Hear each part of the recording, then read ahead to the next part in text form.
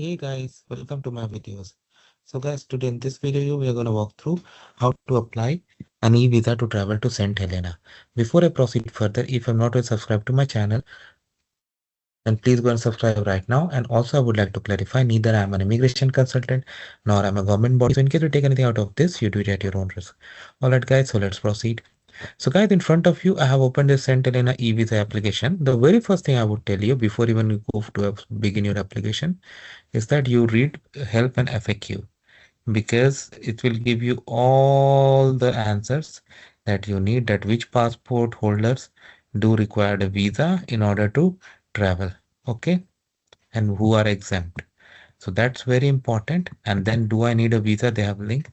Select the nationality. Like, for example, if I select India, criminal conviction, I select no, status long term, I select no, click on next. You will need to apply, okay. So once you are verified that you need, you can proceed with here by clicking on start.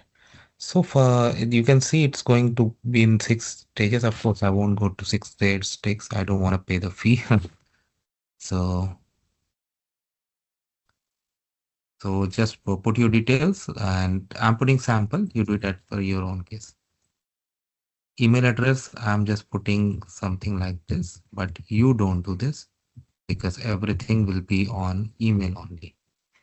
I'm not sure if you can copy paste or not, but whatever you do, you have to verify everything multiple times, not just once.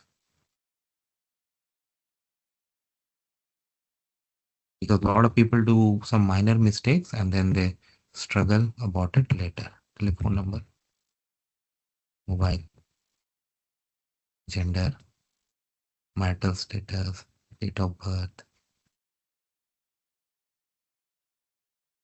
Oh, that's gonna be too early. Country of birth, India, your address line, now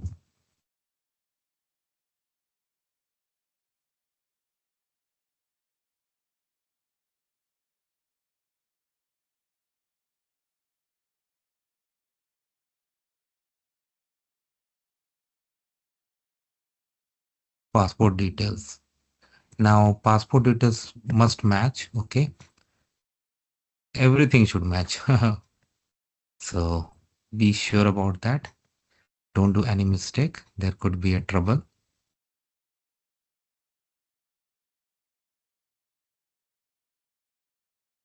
Upload a passport photograph of yourself. Passport photograph of yourself. Okay. So you should upload. Let's see if I can still bypass it. Oh no, I have to. So I'm gonna do this, and then I'm gonna visa type that you want. I select single entry. Expected arrival date. Let me go for arriving by, let's say, air. Wow, flight details they have asked.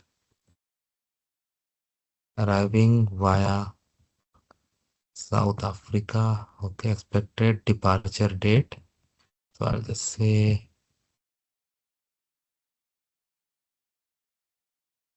departing by air via South Africa. Visa. Do you require any visas or entry permits for your onward or return ticket? I do not require. I select. Reason for visit. I select tourism. You need to answer as per all your case. Okay. Don't go by what I'm doing. Do you have accommodation arrangement? I select yes. Provide where you're gonna stay. Otherwise, they will ask for the plan. So having prepaid accommodation is always gonna be like good for you, for your case. Are you traveling alone? I select yes. Have you been issued a visa or for any countries in past 5 years? If you give yes, you need to provide. If you select no, what countries have you visited in last 5 years? Now, some of you may ask why this question. So at a lot of times you can visit without a visa too. Okay. So let's say you have gone to Nepal. Okay. That have you refused entry to any country including St. Helena in past 5 years? Do you have any criminal conviction? Are you currently suffering from 12? Expected or suffered any communicable disease? Adequate means to provide for your accommodation and subsistence. cost in like can you bear your own expenses to provide for your own the health and welfare? I select yes.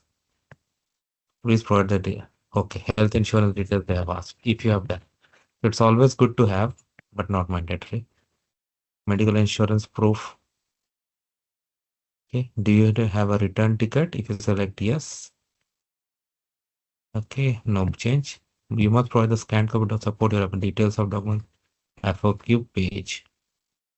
So this is like your they have said it's in the FAQ page. So I'll try to open in a link new page. What are the documents they have asked for?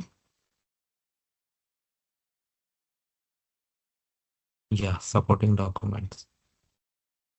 So if remaining 48 hours or more, so your return ticket, place, proof of medical insurance, previous travel document, passport, financial document, confirmation of legal residence if you're not so the employment details. So based on your employment, self-employed business, they have other things. So now we know. Okay.